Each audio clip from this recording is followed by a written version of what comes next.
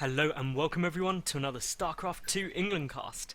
Today I have got game 1 of a best of 3. It is between AcerBly, who is the red Zerg player in the top left, and funkay, who is the green Terran in the lower right. The map is Ahana and it is from the Zotac Cup, and it is a best of 3. This is game 1 and I have no clue why my computer just apparently froze up there for a second. That was completely random, but oh well, all seems good now, so we will march on, boldly going where lots of people have gone before. But that's beside the point. What can we expect from these two players? Well, it is a ZvT. The map's Ahana. Now, if there was any map ever where a Terran can safely go for a command center first, it would be this map. But funkay's not going to do that. He's going to play the safe route.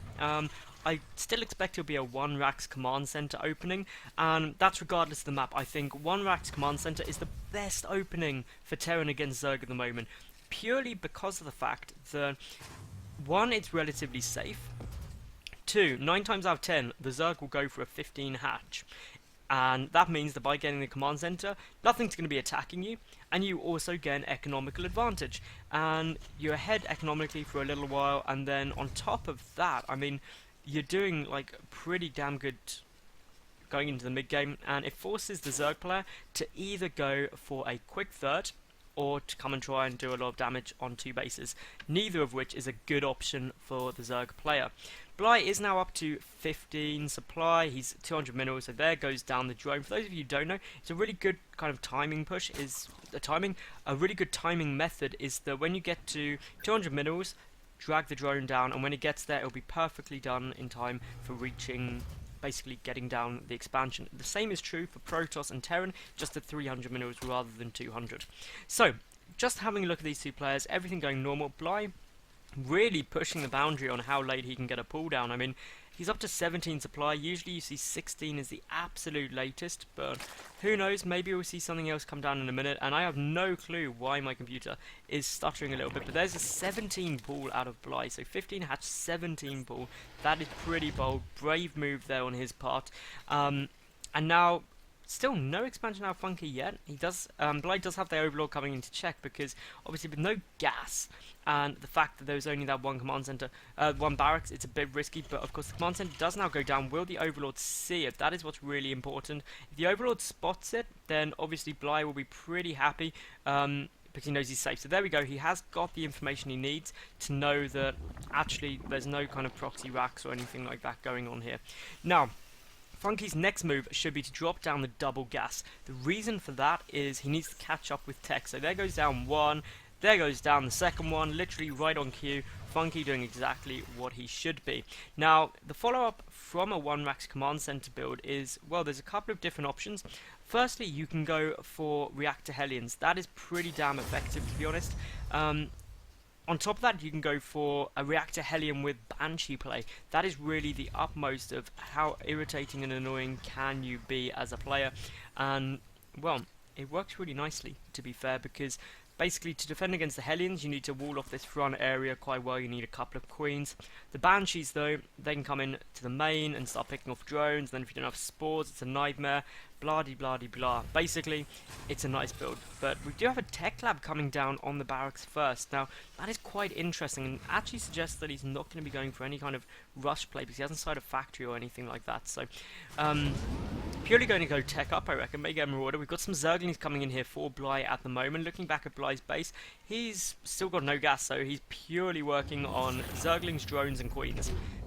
Those are his only options. So that basically says to me, I'm going to be trying to go for a fast expansion. Now, this is really strange. The factory now started, but after the tech lab was finished. So a bit of a strange move to make. Usually the factory started, then the add-on, so they can switch straight away. But for some reason, not the move that funkay chose to go for. That means, obviously, this factory will be later. And the options coming out of this factory is, well, either straight to tanks, which is a possibility, or you'll get blue flame, and then you get basically a reactor somewhere else. But funkay getting down a 3rd command center here, he's going to be in a really good spot moving forward. And, well, I'm just having a look around. Bly, he still hasn't taken any gas.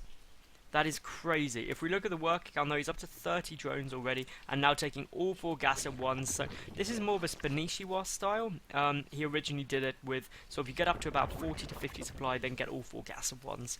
But when Spanishiwa did it, oh no, there are 4 queens, what am I on about? So basically, it's pretty much the Spanishiwa style of playing Zerg, which works really well. I really like it myself personally. So, just taking a look around here, we do have the starport on its way down. We do have the command center on its way down. We do have a tank out and siege tech. So this is just a real quick rush to get siege tanks out, and as a result, it'll be a more defensive play from funkay, I would imagine. We've got the drone here, ready to throw down an expansion, but Bly is apparently distracted by something, although what exactly I do not know. But he's banking up an awful lot of minerals, and there's no real way for him to spend them quite yet. So there goes down the hatchery, but he's gone off for a macro hatch straight away. He's got the 2 Evo chambers coming down, speed on its way, and, well, basically it's going to be a heavily upgraded Ling Force, probably into Infestors I would imagine, but of course they're not even started yet. The gas getting really quite high. There we go with the +1 melee attack. We'll probably see +1 carapace. There we go. So this is going to be heavily upgraded Zerglings, which is Zergling Infestor type play. Baneling Nest should drop down soon in order to deal with big marine pushes, but Bly seems to be remarkably happy just with the very little scouting information he has. Obviously feeling very safe at the moment.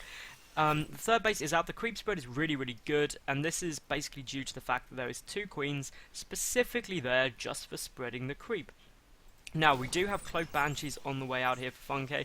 That is going to be really, really nice. These tanks are amazingly positioned, because basically, if there was a big Zergling flood, they can still reach to attack down here, but even if the Zerglings got into the natural, these 2 supply depots would defend it as well, so it would acquire effectively a double Baneling bust to get through easily.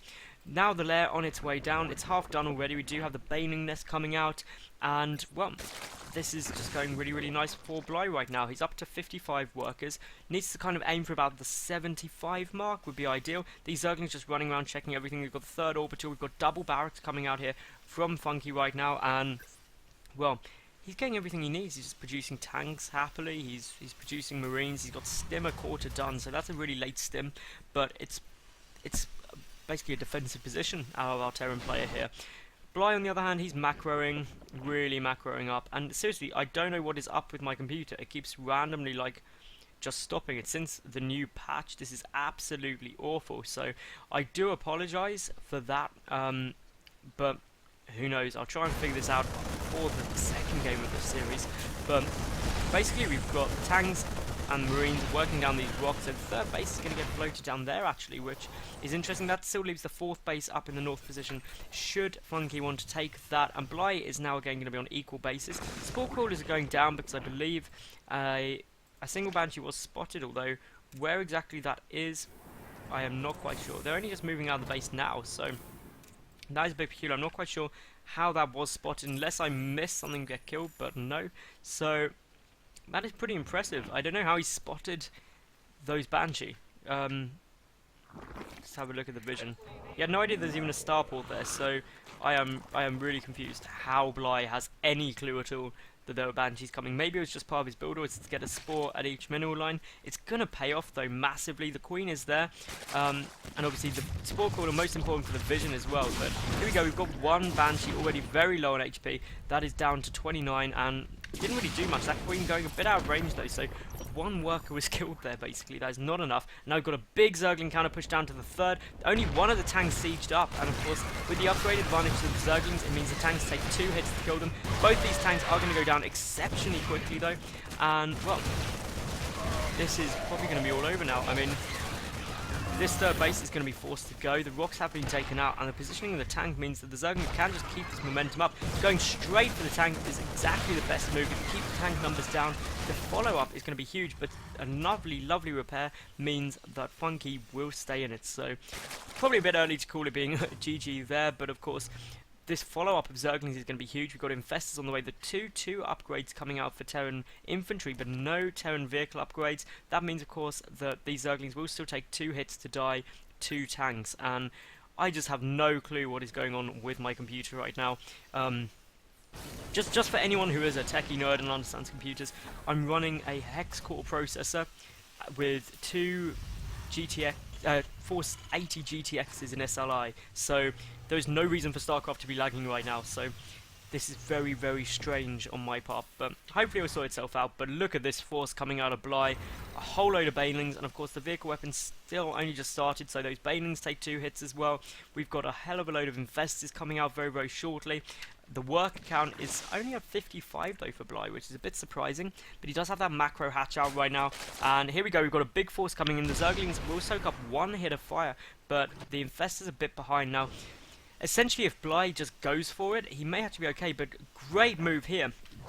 Using a changeling just to get the vision. Some infested turns getting lobbed forward to soak up the tank fire. And now in come all of those Zerglings and banelings. The banelings should connect very, very shortly. And everything is just getting wiped out. We've got infested turns getting locked down pretty much everywhere, just to try and make the tanks shed each other. And fungal growth wouldn't be as effective as those infested turns right now, because basically there's not enough clumped up. I mean, it may have been helpful to just pick up all of these SCVs, but the infested terrans are there on their own, and those are GG from Funkay. So, guys, that was game 1. If you did like it, please thumbs up the video, give it a like. Comment, that'd be cool. Let me know what you thought of the cast, the players, the game. Follow me on Twitter and subscribe. I get new top level games up every single day. And most importantly, I hope you enjoyed, and if you did, flick over to my channel and I will see you at game 2 of this best of 3 any second. So bye for now.